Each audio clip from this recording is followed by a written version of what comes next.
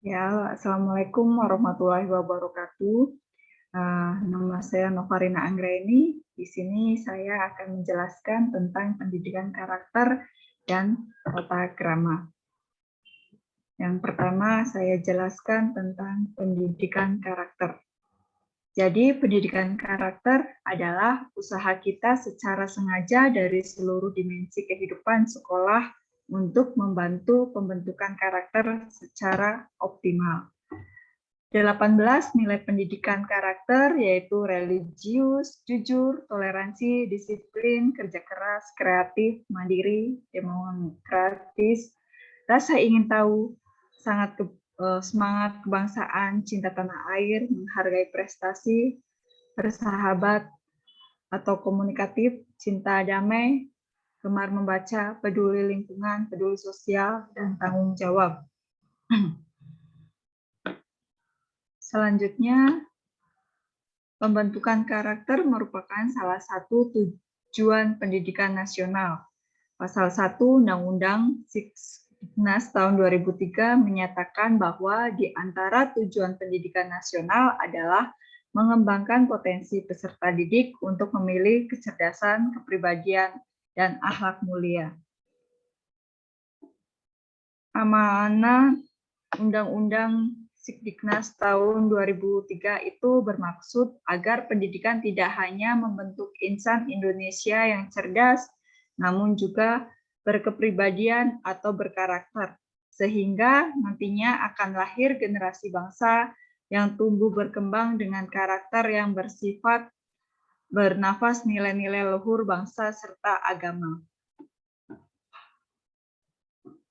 Pendidikan karakter. Menurut Thomas Liskona, pendidikan karakter adalah suatu usaha yang disengaja untuk membantu seseorang sehingga ia dapat memahami, kemudian memperhatikan, dan melakukan nilai-nilai etika yang inti. Selanjutnya, menurut Susanto, karakter sebagai cara berpikir dan berperilaku yang menjadi ciri khas tiap individu untuk hidup dan bekerja sama, baik dalam lingkungan keluarga, masyarakat, bangsa, maupun negara. Yang ketiga, ada menurut Kertajaya. Karakter adalah ciri khas yang dimiliki oleh suatu benda atau individu. Ciri khas tersebut adalah asli dan mengatur pada kepribadian benda atau individu tersebut, serta merupakan mesin yang mendorong bagaimana seorang bertindak, bersikap, berucap, dan merespons sesuatu. Ada juga menurut Kamus Psikologi, karakter adalah kepribadian ditinjau dari titik tolak etis dan moral. Misalnya kejujuran seorang dan biasanya berkaitan dengan sifat-sifat yang relatif tetap nilai-nilai dalam pendidikan karakter. Memahami pendidikan karakter. Pendidikan karakter perlu diterapkan secara sistematis dan berkelanjutan, sehingga anak akan menjadi cerdas emosinya. Kecerdasan emosi merupakan bakal penting dalam menyongsong masa depan, karena seseorang akan lebih mudah dan berhasil menghadapi segala macam tentang kehidupan, termasuk tentang tantangan dalam akademis. Kemudian ada 9 pilar pendidikan karakter. Yang pertama, karakter cinta Tuhan dan segenap ciptaannya. Yang kedua, ada kemandirian dan tanggung jawab. Yang ketiga, kejujuran atau amanah diplomatis. Kemudian yang keempat, ada hormat dan santun. Kelima, dermawan, suka tolong-menolong, dan gotong royong atau kerjasama. Kemudian yang keenam, percaya diri dan pekerja keras. Ketujuh, ada kepemimpinan dan keadilan. Kedelapan, baik dan rendah hati. Dan kesembilan, ada karakter toleransi, kedamaian, dan kesatuan.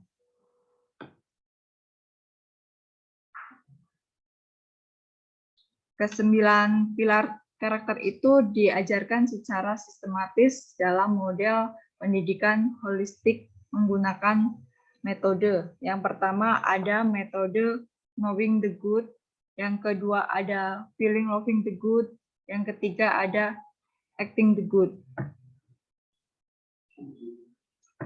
Apa dampak pendidikan terhadap karakter terhadap keberhasilan akademik?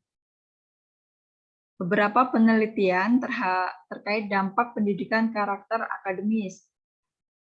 Yang pertama, hasil studi Dr. Anders Marvin Brockwitz dari University of Missouri, St. Louis, menunjukkan peningkatan motivasi siswa sekolah dalam meraih prestasi akademik pada sekolah-sekolah yang menerapkan pendidikan karakter. Buku berjudul Emotional Intelligence and School Success dikatakan bahwa ada faktor resiko penyebab kegagalan anak di sekolah. Faktor